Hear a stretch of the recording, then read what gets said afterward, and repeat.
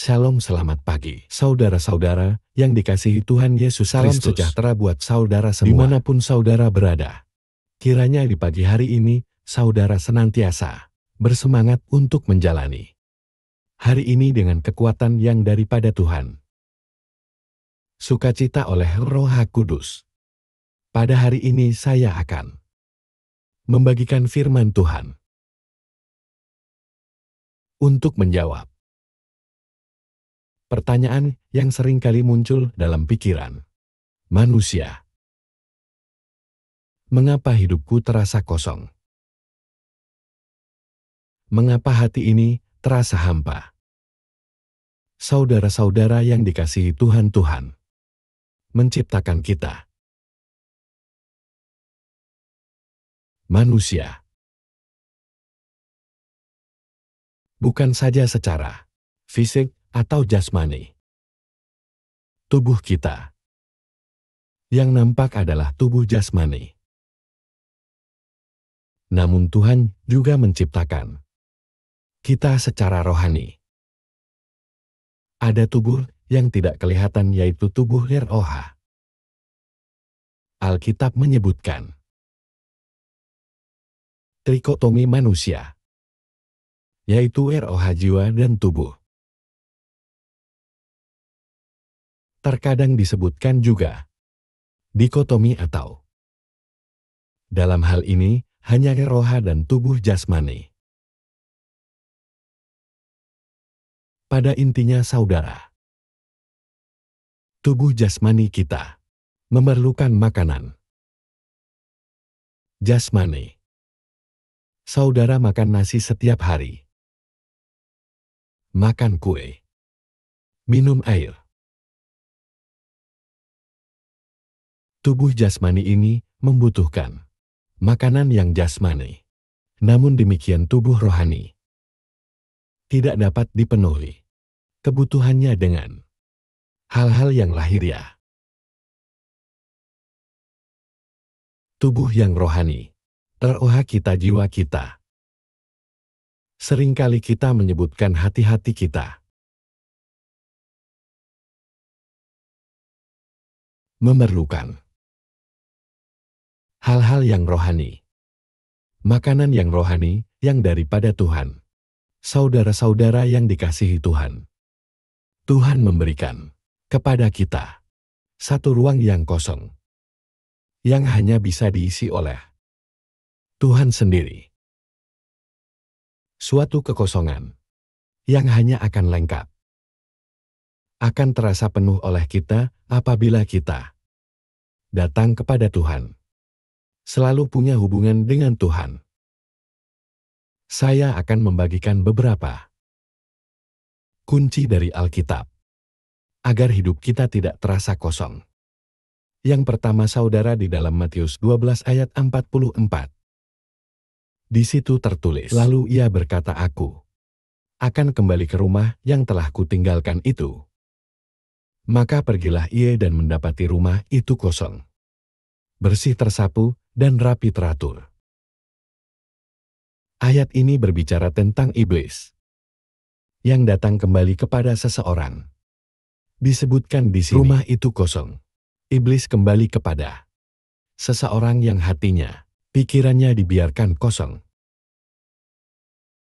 Saudara-saudara, hati kita tidak boleh kita biarkan kosong. Kita harus mengisi hati, kehidupan kita, pikiran kita dengan firman Tuhan. Itulah kunci agar kita senantiasa mengalami kepenuhan di dalam Dia. Kita tidak lagi akan bertanya, mengapa hidupku terasa kosong? Mengapa hati ini terasa hampa? Yang kedua saudara, Efesus 5 ayat 4. Di situ dikatakan demikian. Demikian juga perkataan yang kotor, yang kosong atau yang sembrono. Karena hal-hal ini tidak pantas, tetapi sebaliknya, ucapkanlah syukur. Ayat ini hendak mengatakan bahwa janganlah kita mengatakan perkataan yang kosong, perkataan yang kotor. Oleh karena itu perhatikanlah perkataan kita saudara. Perkataan-perkataan yang kosong, hendaknya jangan kita sampaikan. Yang ketiga saudara, Kolose 2 ayat 8. Dikatakan demikian, hati-hatilah supaya jangan ada yang menawan kamu dengan filsafatnya yang kosong dan palsu, menurut ajaran turun-temurun dan roha dunia, tetapi tidak menurut Kristus. Dari ayat ini, saudara yang dikasihi Tuhan, kita dapat melihat, memahami bahwa kita harus berhati-hati dengan ajaran-ajaran yang kosong, filsafat-filsafat yang kosong, yang banyak beredar. Jangan biarkan pikiran kita diisi dengan ajaran-ajaran palsu, filsafat-filsafat yang kosong, sehingga dengan demikian akan membuat diri kita menjadi kosong. Nampaknya terisi, tetapi kita akan merasakan kekosongan. Kita hanya membutuhkan kebenaran di dalam Kristus. Yang terakhir saudara, Yakobus 2 ayat 20. Hai manusia yang bebal, maukah engkau mengakui sekarang bahwa iman tanpa perbuatan adalah iman yang kosong? Saudara-saudara yang dikasihi Tuhan, ayat ini menyebutkan bagaimana iman itu harus disertai dengan perbuatan. Kalau saudara beriman kepada Kristus Yesus Tuhan kita, tetapi saudara tidak punya buah-buah dalam perbuatan, perbuatan-perbuatan saudara tidak sesuai dengan iman kepada Tuhan Yesus, maka itu dikatakan iman yang kosong. Kalau iman kita kosong, oleh karena kita tidak punya perbuatan-perbuatan iman, maka secara otomatis saudara-saudara akan mengalami perasaan kosong dalam hidup saudara. Hasilkanlah buah-buah pertobatan. Hasilkanlah buah-buah iman, yaitu perbuatan yang selaras dengan kehendak Tuhan. Iman kita akan dikatakan iman yang penuh apabila iman itu bukan saja sekedar dalam perkataan, pikiran kita, tapi juga dalam perbuatan kita. Saudara yang dikasihi Tuhan, demikianlah saudara kunci bagaimana kita dapat mengalami damai sejahtera sukacita, tidak mengalami kekosongan dalam hidup kita. Praktekkanlah iman saudara di dalam Kristus. Kita diajarkan untuk mengasihi orang lain, berbuat yang baik, melayani Tuhan. Lakukanlah apa yang saudara bisa lakukan untuk Tuhan dan sesama orang-orang di sekitar saudara. Nyatakanlah kemuliaan Allah lewat kehidupan saudara. Isilah hidup saudara dengan firman.